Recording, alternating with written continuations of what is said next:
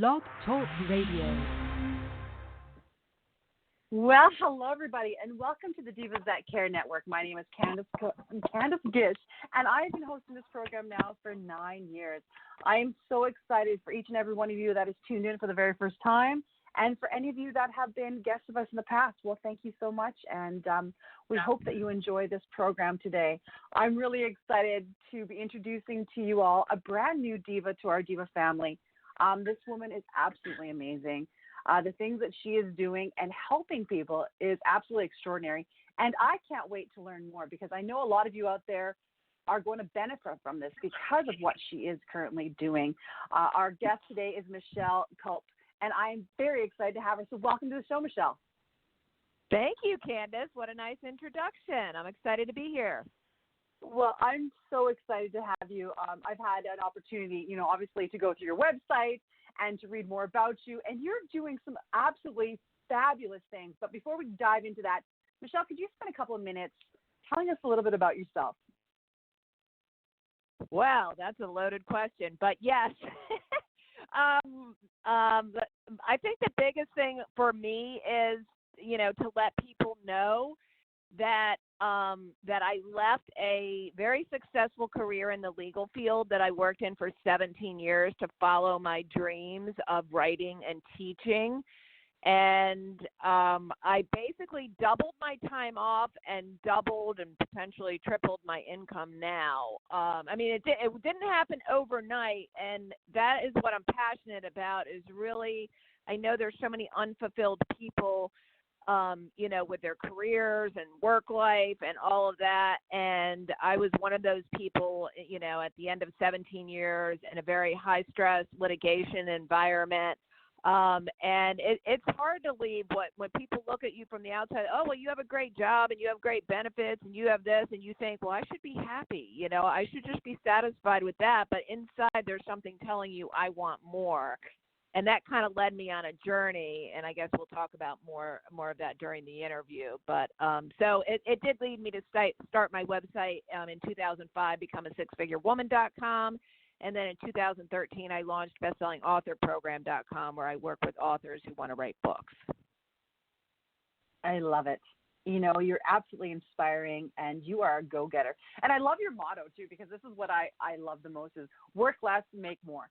And as an entrepreneur for the last, 20-some years, I completely understand that because, I became an entrepreneur so that I can make my schedule the way that I want to so that I can work around my family and my life and the things that I want to do. And when I hear other women doing the same thing, it just makes my heart soar.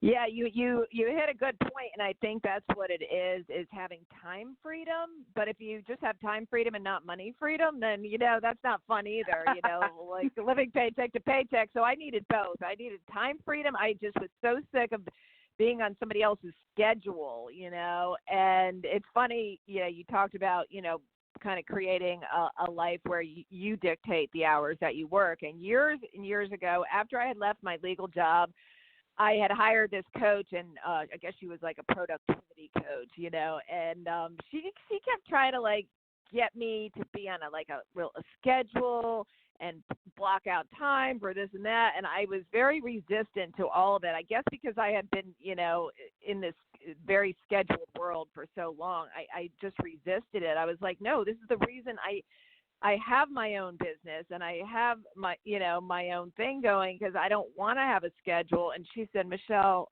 finally, she goes, this usually works for all my clients, but, how about you just give me 4 hours a day? Can you just do 4 hours a day?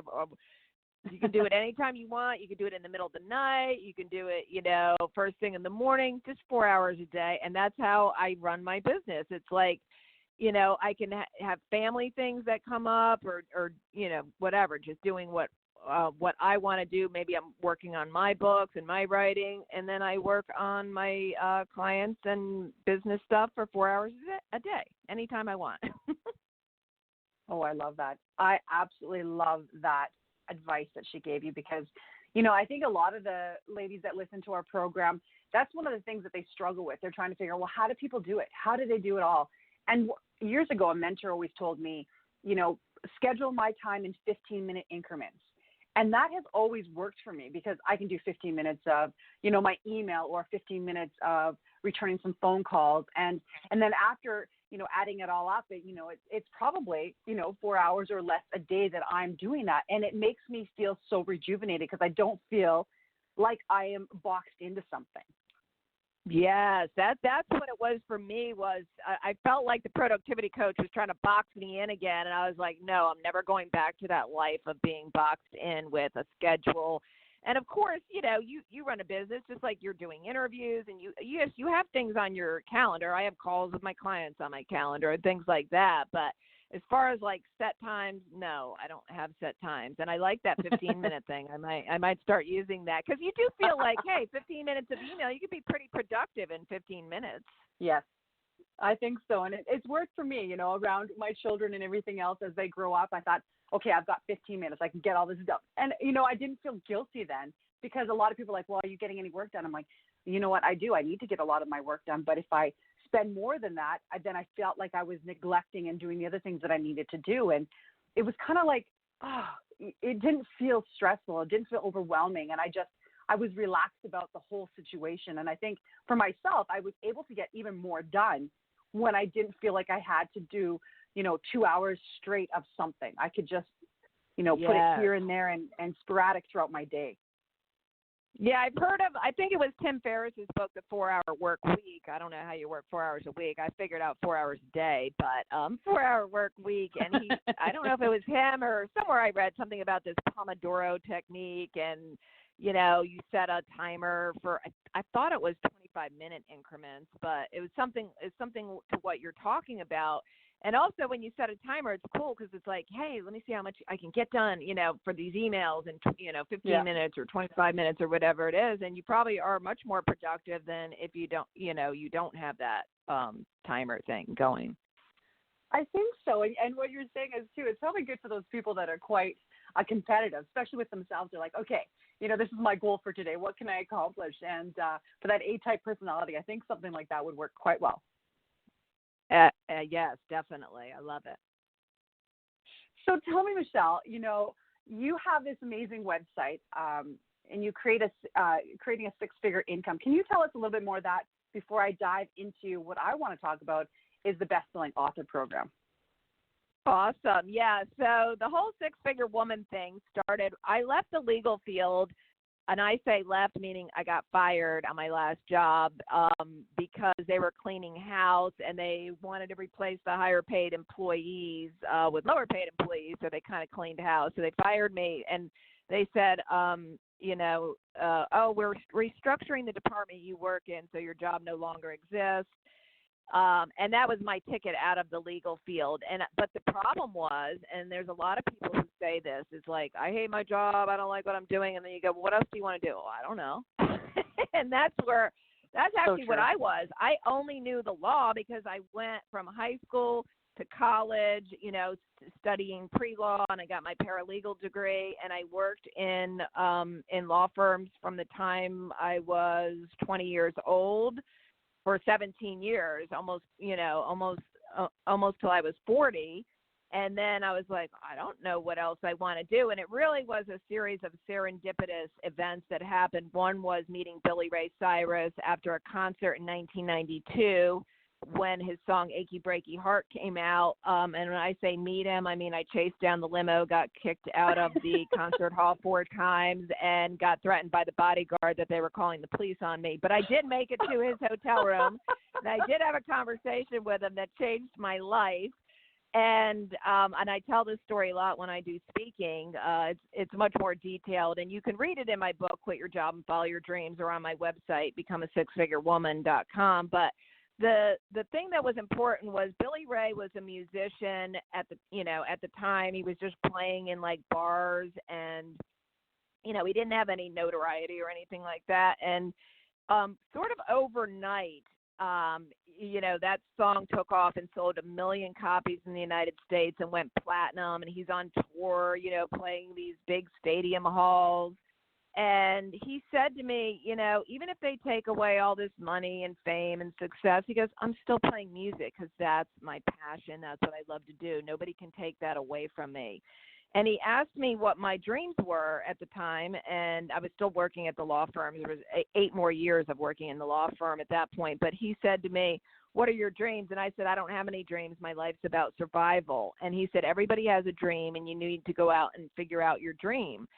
So I took his advice. I went out for an entire year trying to figure out, what else would I do? I don't know what else I could do, or, even what my passion was. And I found a book by Richard Bowles. Now, he wrote a book called What Color is Your Parachute, which is like a career setting or career goal book. And I also found a book by him called How to Find Your Mission in Life. And in that book, one question changed my life, and it said, "What do you love to do where you lose all sense of time?" And the only thing I could come up with, I go, yes, when I was a kid, I loved writing. 5 hours would go by, and it would seem like 5 minutes. And I knew right then, like, even though I was doing like legal writing for my career, as a paralegal, and I actually loved legal writing. I loved drafting pleadings, and I liked drafting, demand letters to insurance companies. And anything that was involved in writing, I liked it.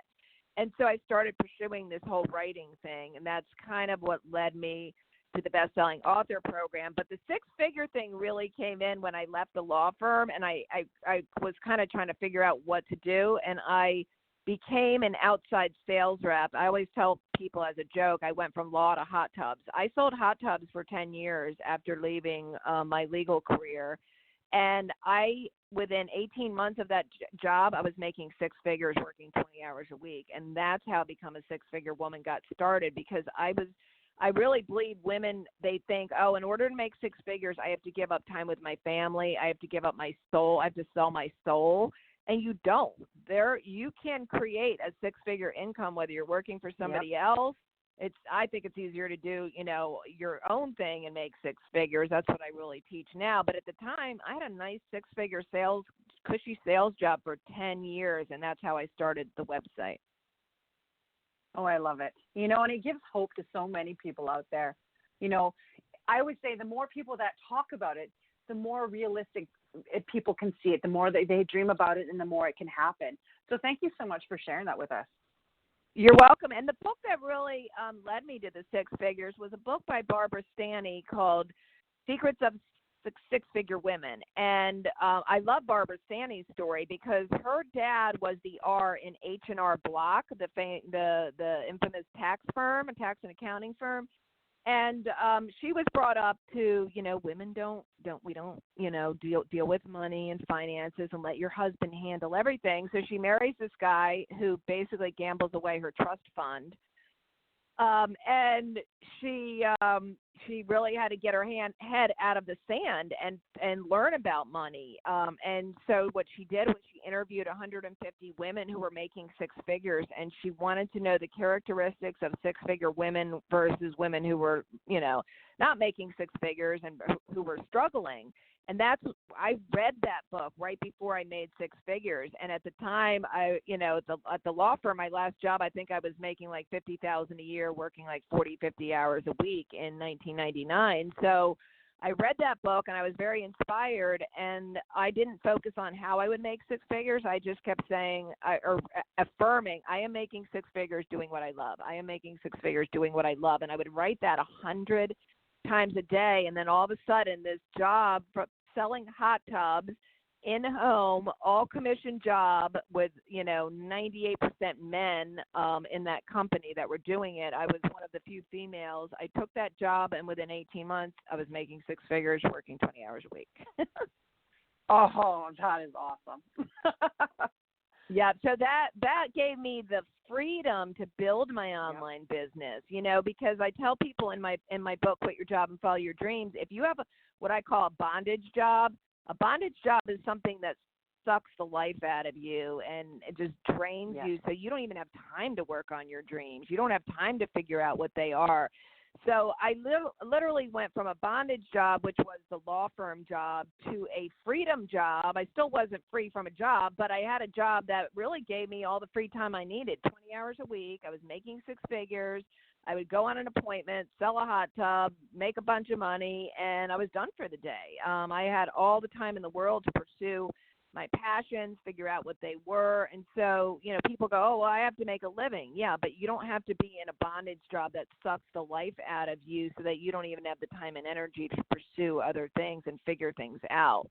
So it's sort of like a transition job. It's like a stepping stone job. You get a freedom job. I love that. That pays your bills, maybe even a little extra, and gives you that time that you need to figure things out.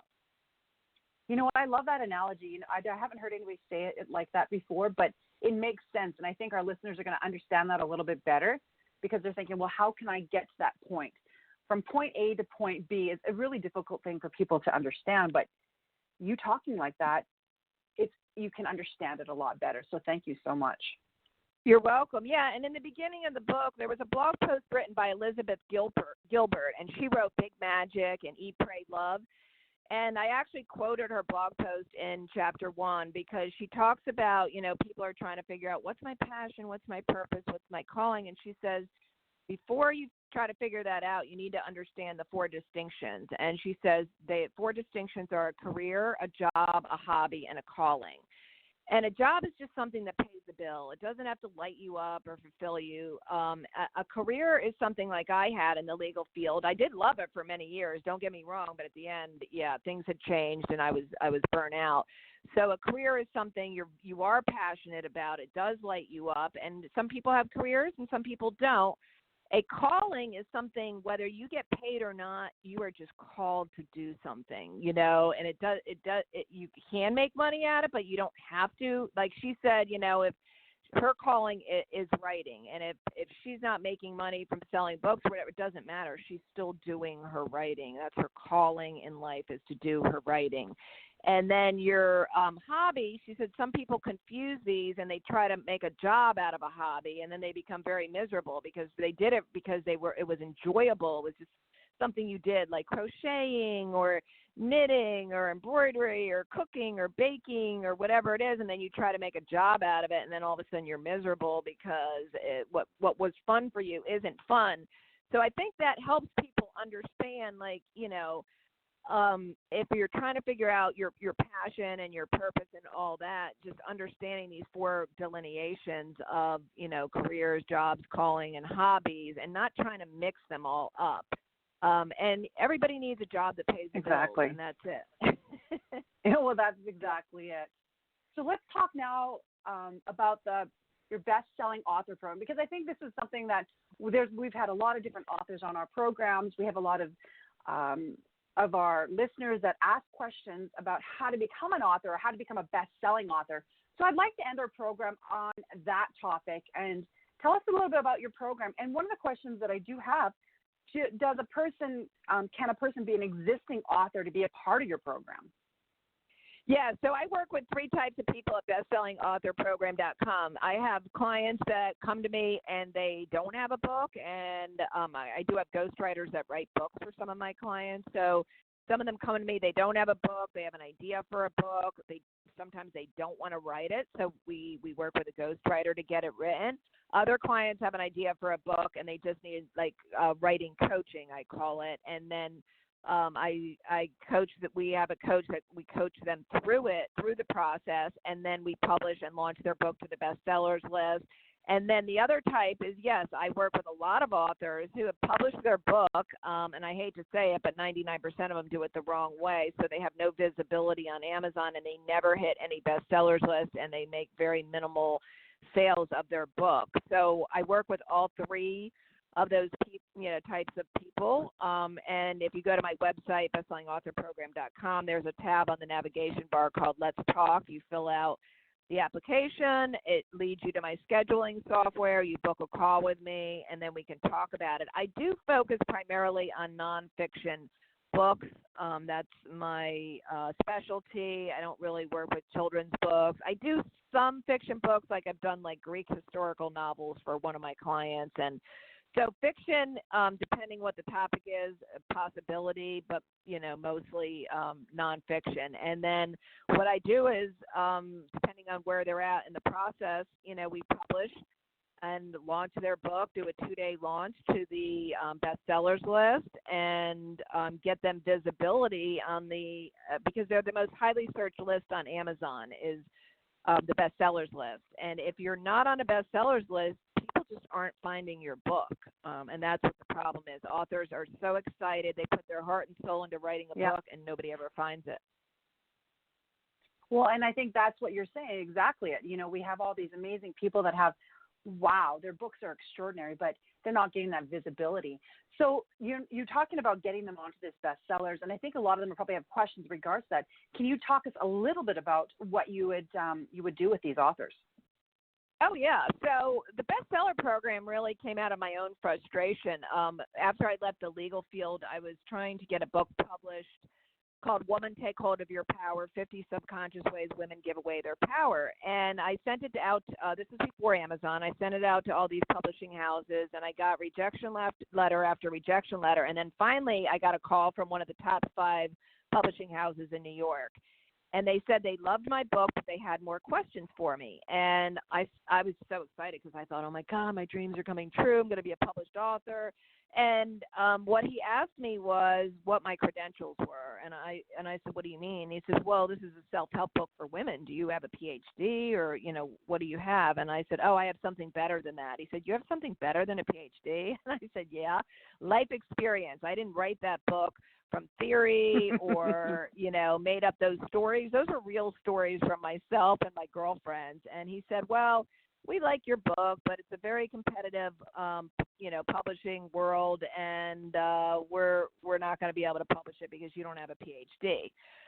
So it's not like, my dreams were crushed. What he did is he gave me affirmation that my writing was good. And so I continued to pursue it because, I got them to call me and they wanted my book, but they just didn't like that I didn't have these credentials. And so I went, and when Amazon came out in 2011, I think it was, when I decided I was going to write my own books and self-publish. I didn't need a publishing house. So I wrote a book, published it, didn't really pay any attention to it, and a year later I had 0 sales. And that's what led to this whole thing of trying to figure Amazon out was how did nobody find my book in 1 year? Because I did what most authors did. I hit publish and just hope for. It's called hope marketing. You just hope somebody finds you, right? And yeah, it's like putting up a website on Google. You want to be on page 1 of Google, you got to do a lot of stuff right to be on page 1 of Google. You want to be on Amazon for your keywords, you got to do a lot of stuff right. You want to be on bestsellers list, so it's not just hitting publish. So the process I take them through is working on. First of all, you have to have a great hook for your book, a great cover, a great book description, great title, all that stuff. And then, if you get people interested in your book, then they look in the preview. You've got to have a good preview section. And then maybe they'll buy your book. So you have to make sure you've got the foundation of your book properly laid out and that it's, and it's going to attract readers. And then once you do, then you do the launch part is what it's a done for you program. So I do a 2-day launch for them, and usually we'll have anywhere between 500 and 3,000 downloads of their book. We get on multiple #1 bestsellers lists, and then Amazon starts sort of indexing their book and knowing their book exists, and will start promoting it as well.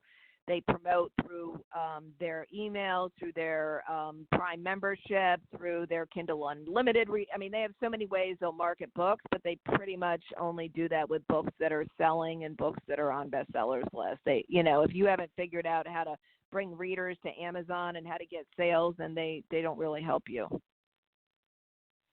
Well, I think after this call, Michelle, you're going to have quite a few of our listeners contacting you because I think that absolutely is something that they are looking for, and they would love to talk to you about that. So how can our listeners get a hold of you to talk further about this amazing program you have? Just go to bestsellingauthorprogram.com, go to Let's Talk, fill out the application, and also on my website, I give a free copy of my book, the PDF version of Backwards Book Launch, which is available on Amazon, but you can get it free on my website. If you sign up there. And the Backwards Book Launch is 12 profit paths to add on to the back of your book so you can make 6 figures with your book, and also 4 case studies. It's a really good book on thinking about your profit strategy before you write the book. So I highly recommend authors, whether you're an existing author or you want to be an author, that you read Backwards Book Launch, because you'll get some insight into. I mean, all of us, writers love to write, but we also would like to make money to pay the bills too. So exactly. Oh, this is awesome. Yeah. Well, I've had such a great time, Michelle. Before we end our program, is there any last-minute tips or tools you'd love to share with our listeners today? Yeah, follow your dreams. Never, ever give up on them. It's not an overnight event. It's sort of like peeling an onion, layer after layer after layer, and people will tell you you're crazy. When I said I was going to meet Billy Ray Cyrus because he had something to tell me that was going to change my life, my family thought I was on drugs or something. They were like, "What is wrong with you? You're not going to meet Billy Ray Cyrus." And I was like, "Yes, I am. I'm going. He's playing on my birthday at this concert, and I'm going to it, and I'm going to meet him, and he's going to change my life." And he did. So when you go to pursue your dreams and your passion, especially if you have, a safe job, people are going to tell you you're crazy, you're nuts, but don't let that deter you. Your heart and soul knows what you need, and just follow your heart. Thank you so much, Michelle. I had such a blast. Thank you for being my guest. I hope that you come back on our program, and I can't wait to interview some of your amazing best-selling authors out there on our program. Thank you. I know you've got some of them coming up, so thanks so much. I really appreciate it, Candace. Oh, it was my pleasure. And you know what? To all of our amazing listeners, thank you so much for tuning into the Divas That Care Network. Our program now has Kevin. Oh, my goodness. It has 10 other amazing hosts out there. And in the new year, our program, we're going to be expanding and changing our platform a bit. So I want you to make sure that you check that out and tune in for 2020 and check out all of our amazing new hosts that are going to be joining the Divas That Care Network. So thanks again to our Michelle. I'm going to be posting all of her social media on our page. And make sure that if you have any questions or if you want to check out some of our other divas, go to divasthatcare.com. I hope that each and every one of you has an amazing day, and make sure that you do something kind for somebody. Take care until next time. Bye-bye, everybody.